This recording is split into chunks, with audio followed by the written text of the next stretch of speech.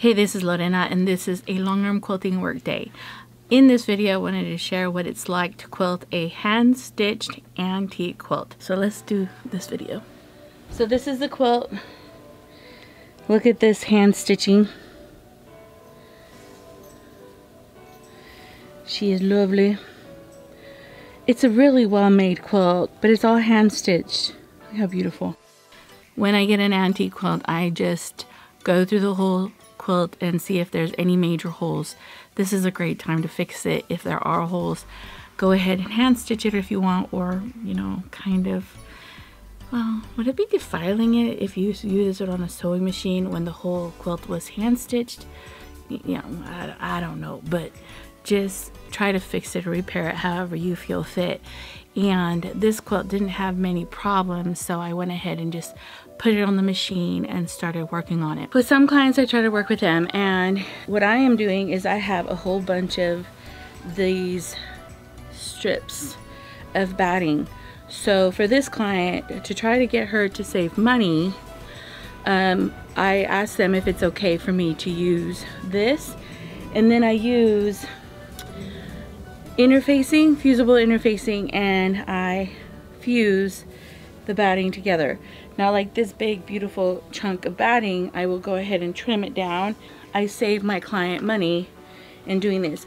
So these are all the same batting brand. So here I have like a whole bunch of scraps that I'm going to interface. More work for me, but I get rid of this, and I think for all of this I'm going to charge my client maybe $15 or $10 for it. And it's really great batting, and once it's quilted, the client's not going to know, or whoever she donates this quilt to, she's not going to know that there was batting scraps in there.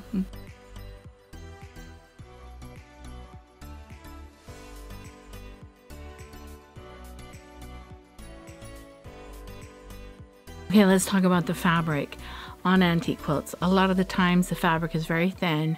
Also too, it's a bit brittle or dry, and a lot of the times, and this is a major problem, it is stretchy.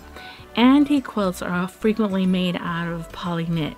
So people used to use their clothing and then turn the clothing into quilts. So poly knit is very stretchy, and then when you have the fact that someone hand stitched it, it's a little bit stretchier. So when you get an antique quilt, just understand that you may have puddling and you may have a lot of stretch, and that's a huge problem when you're longarm quilting. But sometimes these quilts are so beautiful, they're worth working on, even though they take you a bit more time. So one way to know if the quilt is nice and straight, look down the face of the bar. The line of your bar can give you a great indicator if it's warped. Do you see how this is angling down? You can see all of this. Right when you start putting the first row on, be watchful how the edges are leaning. If they're leaning downwards, pull the fabric up and start working the fabric towards the top of the quilt so that you don't have to. Now, if I would have continued quilting and I wouldn't have done that, down the line you would have seen a huge puddling, and you would see that I would really have to pleat. But I've learned that if I notice the edges are moving downward and I'm mindful in the beginning and I work that fabric up, that I won't have to pleat. The way you fix that, I don't know if you can see, starch is always your friend. Soak your fabric.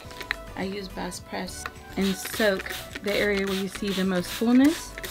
This is the wettest area, and I kind of just damped the rest of it. And then I got my iron with the highest heat and steam and started steaming. And I sometimes, when I steam, I hover the steam over the fabric. I hover over, and then I set the iron on top of the fabric. This shrinks up the fabric a lot, and you don't need to put the iron on it specifically, but I kind of do a hover iron. Is that the word? Hover iron. The iron and hover. You see how it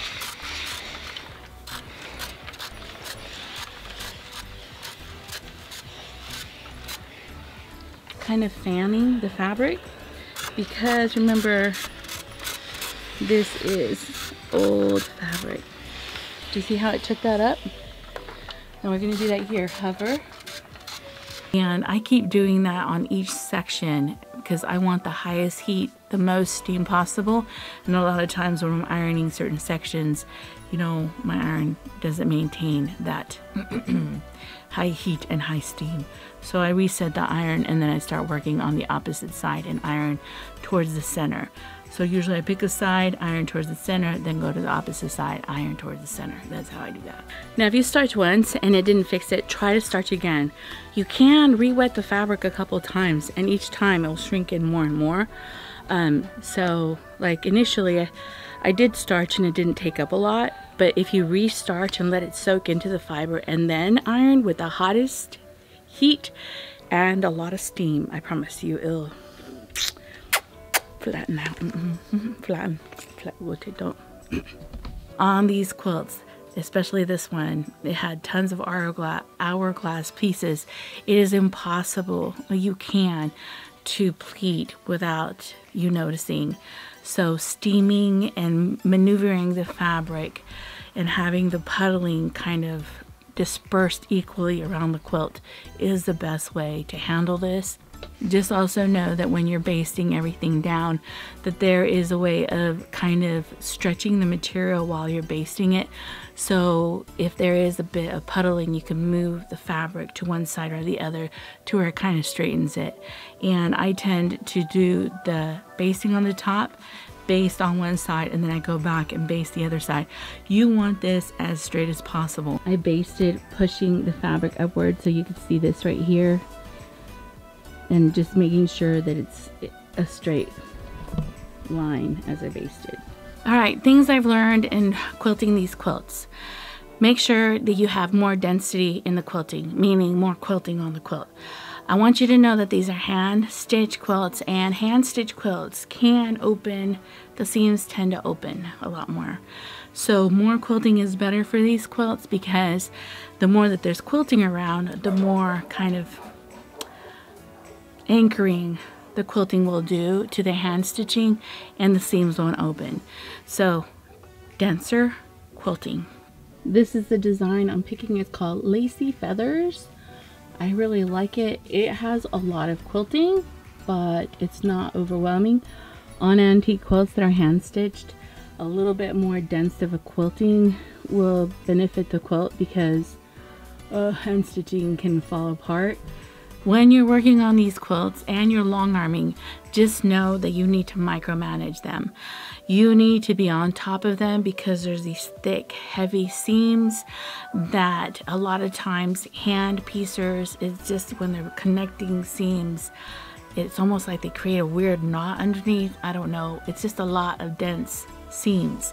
So when the long arm goes through them, they could either grab the seam, pop the seam open, and then the long arm tears the fabric. I've had that happen before. So micromanaging is your best friend here. You'll make sure that the long arm will not go under an open seam that didn't notice, or the long arm will not get caught on a big, thicker seam. So micromanaging is your friend. Also too, I do the finger walk. I don't know, the finger walking as the long arm is moving around the quilt. Just make sure when you see like a fullness, you can literally use your finger to stretch it in one area to another so that you don't end up getting a lot of pleats.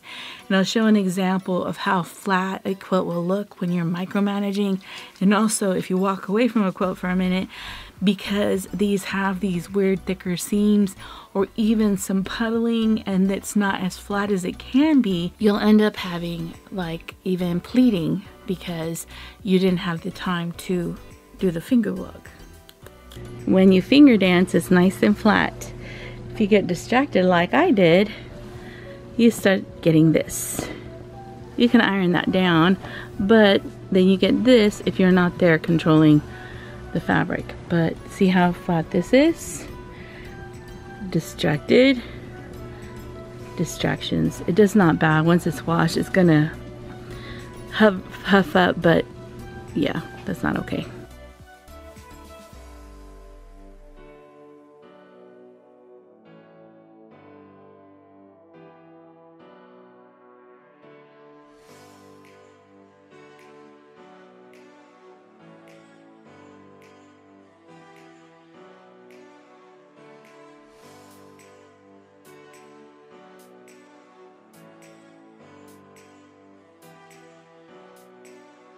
We're on the last row. Quilting an antique quilt will take you a lot more time. As a matter of fact, I really started around 1 o'clock and I barely finished, and it's 7 o'clock. So this quilt took me about 5, maybe 6 hours. I really do thank you for watching me quilt an antique hand stitch quilt.